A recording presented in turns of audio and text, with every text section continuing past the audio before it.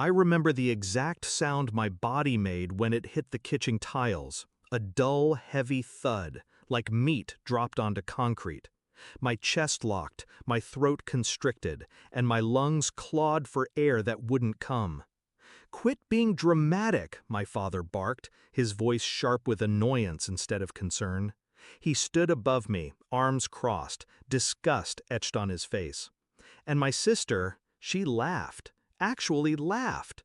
"Look at you, pathetic," she sneered, sipping her drink while I thrashed like a drowning animal. They thought it was a performance. But then the paramedics arrived. The EMT's eyes widened when he saw the blue creeping across my lips. His voice was clipped, urgent. "Call the police, now!" That's when the room shifted. My father's frown cracked into unease. My sister's smirk faltered. And I, half conscious on the floor, knew this wasn't the end of me. It was the beginning. I wasn't always the family target. There was a time when I believed blood meant loyalty, when I still thought my parents' approval was something I could earn. I bent over backward to please them, holidays, favors, silence when they ridiculed me. My sister thrived in that cruelty. She was the golden child, feeding on my humiliation. If I spoke up, my parents shut me down. If she cut me down, they laughed with her. But lately, the cruelty had sharpened into something darker. Meals that tasted off. A foggy weakness that settled into my limbs after family dinners. A bitterness in the water glass my sister poured only for me. I didn't say a word. Not yet. The night I collapsed wasn't random. It was their escalation. A slip too far. The hospital ran tests. At first, the doctors thought it was an allergic reaction. Then the toxicology came back. Traces of antifreeze. Antifreeze, the kind of poison that creeps into your organs silently, disguising itself as the flu, as fatigue, until it corrodes you from the inside out. The police connected the dots.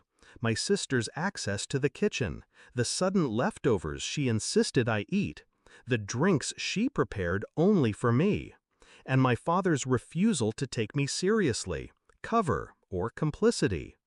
When they questioned her, she shrugged. It was a joke. She's so dramatic, she'd probably make herself sick just for attention. But jokes don't leave glycol in your blood. I didn't need to scream or beg for them to believe me. The science screamed for me. That's when my plan crystallized. Not just survival, revenge.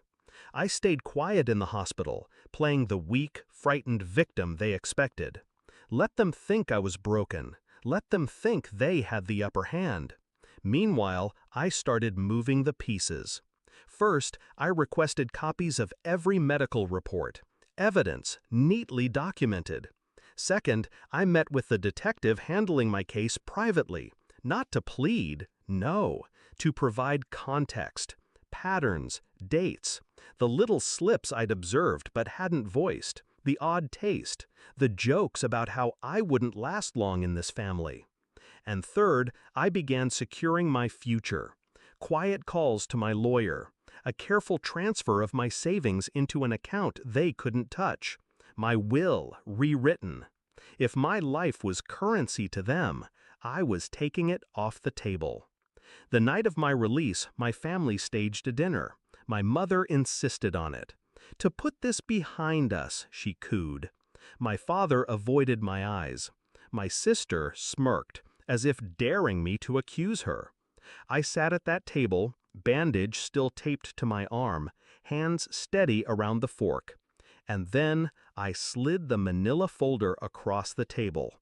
Police reports, lab tests, copies of the warrant that was about to be executed. "You always said I was dramatic," I said softly, locking eyes with my father. Turns out I wasn't dramatic enough. My sister's face drained of color. My father finally looked small. My mother's hand trembled against her wineglass. And then, like I'd timed it, the knock at the door. Uniforms, badges, cold metal cuffs snapping shut on wrists that had pointed at me my whole life. Watching them taken away didn't fill me with joy. Joy is too light a word. It was vindication. The weight of years sliding off my chest. For once, I didn't need to scream to be heard. The silence in the dining room was enough. The fear in their eyes was enough.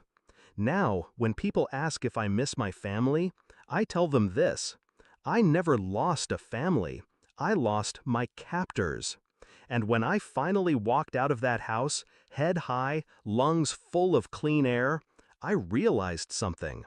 They had tried to poison me slowly, but I was the one who killed them, without lifting a hand. I just told the truth, and the truth was lethal.